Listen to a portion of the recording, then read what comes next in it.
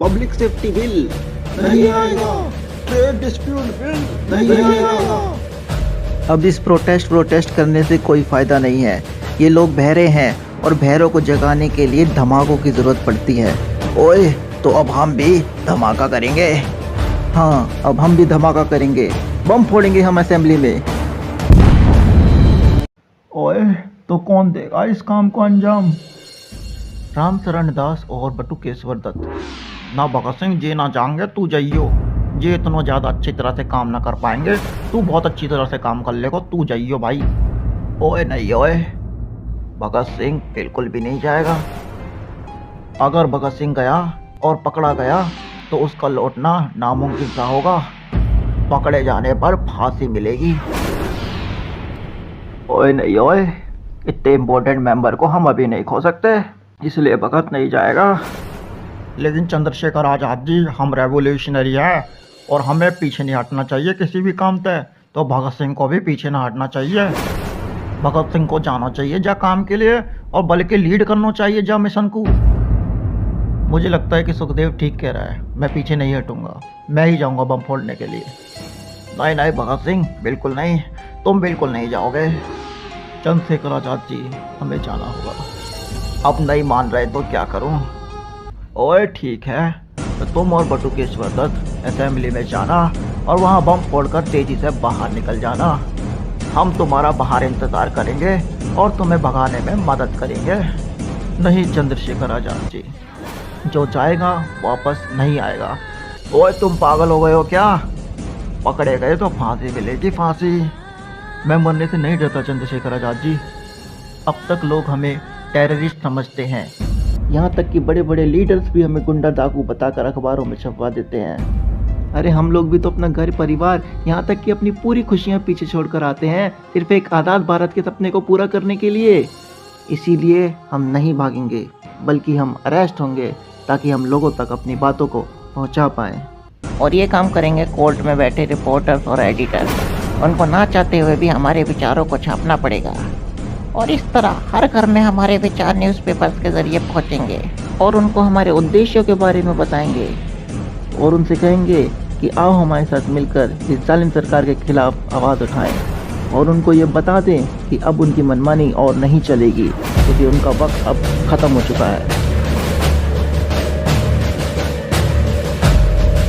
बटुकेश्वर, हाँ, एक हलोरा उधर से आए, एक हलोरा उधर से जाए, सारा उलट पुलट हो जाए, धुआं दांत जगत में छाए, नाश और सत्यानाश की धूल उड़ चले दाएं बाएं। अब देखना कुछ देर बाद ऐसा ही होगा। Today we are going to introduce third dispute bill to which each may be included in our constitution is a new law.